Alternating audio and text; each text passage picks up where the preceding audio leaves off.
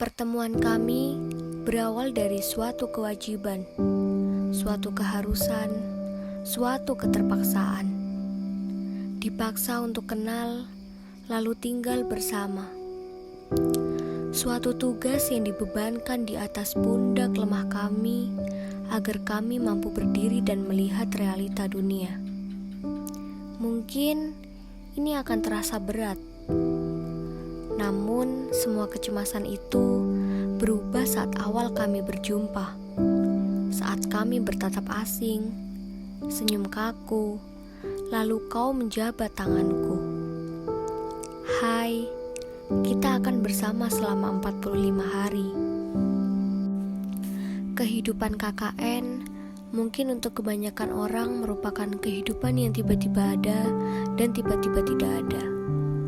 Kehidupan yang dipenuhi dengan pemaksaan, dipaksa harus mengerti satu sama lain, dipaksa harus menerima kekurangan satu sama lain, dipaksa harus menerima apapun keadaan yang kami dapat. Kami pernah bosan, kami pernah kecewa, kami pernah marah. Namun, suatu hari saat kami duduk melingkar di ruang tamu, saat mendiskusikan besok makan apa, saat kami memperdebatkan bumbu masak, menyalahkan, bertengkar, berumpat, dan kemudian tertawa bersama. Dari keadaan yang sedemikian rupa, kami bisa memahami satu sama lain tanpa memandang kekurangan masing-masing. Kehidupan yang serba sederhana menjadikan kami sebagai insan yang kuat dalam menghadapi permasalahan. Saat itulah perasaan kami mulai hangat dan terbuka. Saat itulah rasa bosan menjadi rasa gembira. Mungkin dulu hujan boleh seenaknya menenggelamkan angan kami untuk sukses dalam menjalani masa KKN dengan semua keterbatasan kami. Tapi sekarang, kami yakin bahwa Tuhan Maha Adil dan Maha Penolong. Ada saat kami harus jatuh dan terbang dengan sayap kerja keras kami. Mungkin tidak ada manusia yang sempurna, tapi cinta dan kasih sayang yang tulus dari orang yang berharga di hidup kita akan membuat setiap detik yang terlewat bagai hadiah terindah dari Sang Pencipta. Sumber Danti, sebuah desa yang terletak di Kecamatan Sukowono, Kabupaten Jember. Desa yang tidak pernah kami tempati, 8 orang yang mengabdi selama 45 hari di desa ini, yang ternyata kaya akan potensi alam dan keindahan alamnya. Desa Sumberdanti terdiri dari 2 wilayah dusun, yaitu Dusun Kerajaan dan Dusun Gumuk Jajar, di mana di masing-masing dusun sendiri terdiri dari 9 RW dan 18 RT. Kepala desa yang memimpin saat ini yaitu Bapak Mulyadi yang sudah menjabat selama 2 periode berturut-turut. Di desa yang begitu asri dan mempesona ini, kami mengabdi.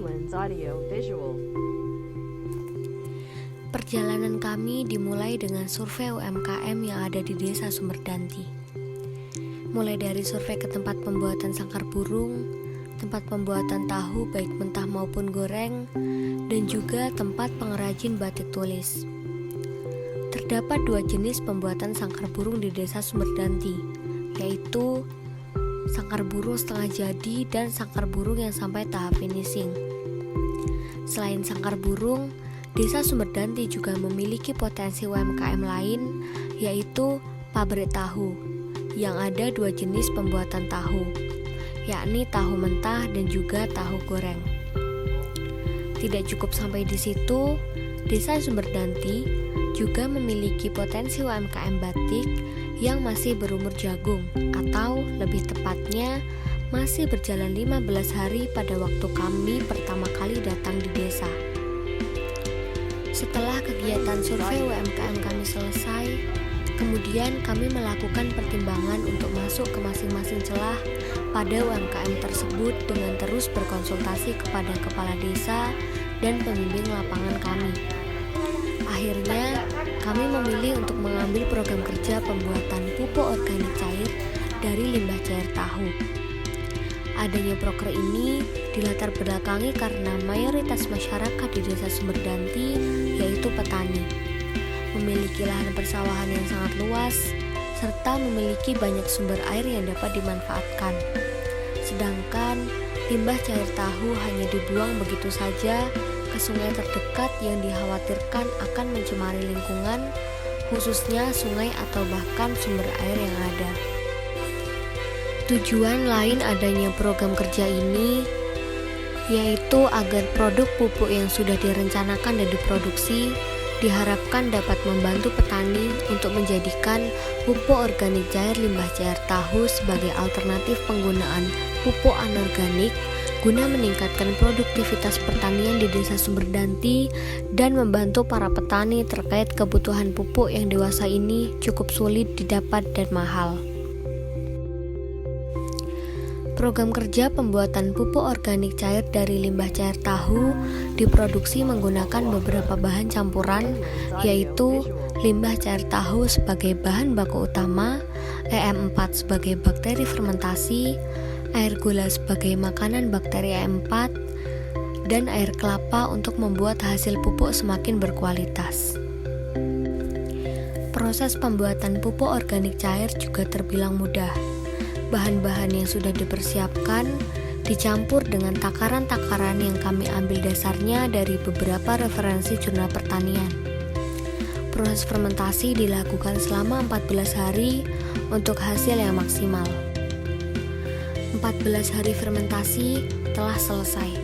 Kami melakukan uji coba kepada beberapa tanaman agar kami mengetahui pengaruh pupuk organik cair yang telah kami buat. Kami juga melakukan kegiatan sosialisasi dan pelatihan kepada masyarakat tani di Desa Sumberdanti dengan dibantu oleh Bapak PPL dan juga Bapak Ketua Kelompok Tani yang ikut serta mensukseskan program kerja pembuatan pupuk organik cair kami.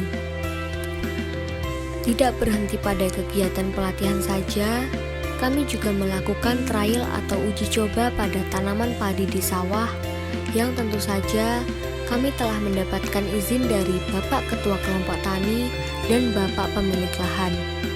Kami sangat bersyukur dengan respon yang baik dari masyarakat tani di Desa Sumberdanti mengenai program kerja pembuatan pupuk organik cair limbah cair tahu ini. Inilah contohnya pupuk organik cair yang adik-adik KKN bikin atau buat kemarin. Dan ini juga sudah digunakan untuk pengaplikasian di tanaman yang baru ini. Ternyata ini 4 hari sudah mulai kelihatan perkembangannya sudah mulai membiru. Mudah-mudahan ini bisa membantu petani secara keseluruhan untuk membantu hal kesulitan pupuk urea. Insya Allah. Perjalanan kami di Desa Sumberdanti tidak hanya terhenti pada pembuatan dan pengaplikasian pupuk organik cair. Kami juga melakukan penyuluhan mengenai pencegahan demam berdarah. Kegiatan ini dilatar belakangi karena terdapat satu kasus balita yang meninggal dunia akibat terkena DBD di Kabupaten Jember. Kegiatan sosialisasi ini kami lakukan bersamaan dengan kegiatan posyandu, sekaligus kami juga membantu kegiatan posyandu tersebut. Senang sekali rasanya, karena masyarakat yang tergabung dalam posyandu sangat antusias mengikuti kegiatan sosialisasi pencegahan DBD yang kami lakukan.